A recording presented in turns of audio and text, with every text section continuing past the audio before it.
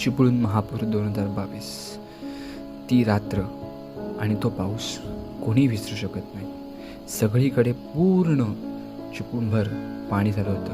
गाड्या बुडाल्या होत्या, रस्ते नाले सगळे तुडुंब भरले होते. आणि हेच दृश्य तुम्हाला काहीसं दिसतंय.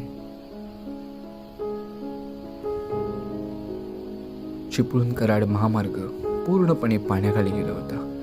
जो तो आपला जीव वाचवून जिकडे सुरक्षा मिळेल तिकडे थांबत होता. याच महापुरात माझ्याही आयुष्यात हाच क्षण आला होता. माझंही घर, हे जे समोर दिसतंय कौलारू, हे अगदी माझं छोटंसं घर, माझं जीवन, माझ्या आठवणी असणारं हे घर आज पाण्याखाली होतं. खूप वेदना होत होत्या. आई बाबा आतमध्ये घरामध्ये अडकले होते. कसं तरी आजूबाजूच्या लोकांनी मदत करून त्यांना बाहेर काढलं. तुम्ही बघताय आजूबाजूला खूप पाणी भरलं होतं. माझ्या घराच्या मागची जी जागा आहे हे कुठलं ग्राउंड नाही आहे, तर ही नदी आहे. आणि ही नदी तुडुंब भरली होती.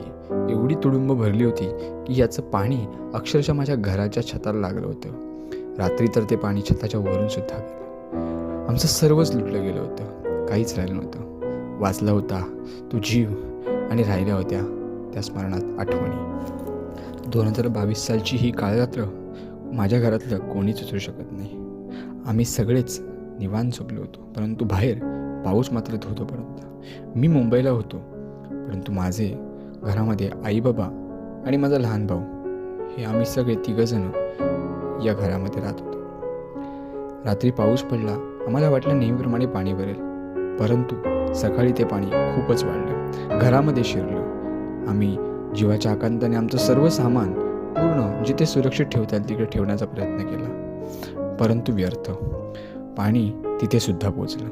शेवटी माझ्या आईबाबांना आणि माझ्या भावाला जीव वाचवून तिथून बाहेर पडावं लागलं. आजूबाजूच्या लोकांच्या मदतीने आम्ही सुरक्षित स्थळी पोचलो, पण आमच्या संसाराचा आणि आमच्या घराचा पूर्णपणे वाट लागली होती.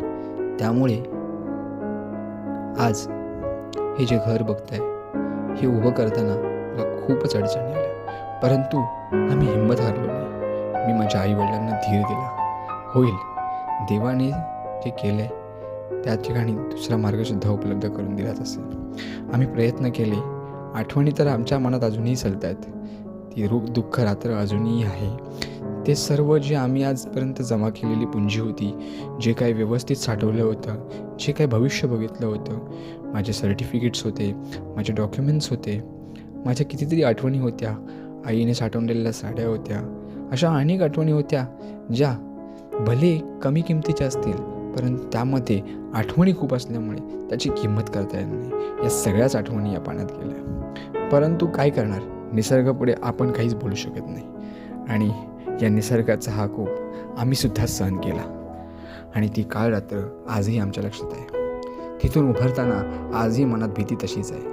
परंतु हो, शेवटी हे पाणी, ही नदी आणि हे निसर्ग हेच आपल्याला सांभाळतात आणि हीच खरी वस्तुस्थिती आहे. जे आपण करतोय तेच आपल्यावरती येत असतं. परंतु हा पाऊस आणि ही काळ रात्र नेहमीच आम्हाला पाऊस आले की मनात धडकी भरते. हा पाऊस आम्हाला खूप काही शिकवून गेला आणि आमच्यामध्ये आत्मविश्वाससुद्धा निर्माण करून गेला. मित्रांनो, ह्या होत्या माझ्या आठवणी. तुमच्याही काही आठवणी असतील तर आम्हाला नक्की कमेंटमध्ये सांगा. परंतु हा पावसाळा आला की आम्हाला ह्या आठवणी आठवतात आणि म्हणूनच ही व्हिडिओ मी आज तुमच्याबरोबर शेअर करत आहे. धन्यवाद. चॅनलला सबस्क्राईब केलं नसेल तर नक्की सबस्क्राईब करा आणि जास्तीत जास्त लोकांपर्यंत व्हिडिओ पोहोचवा.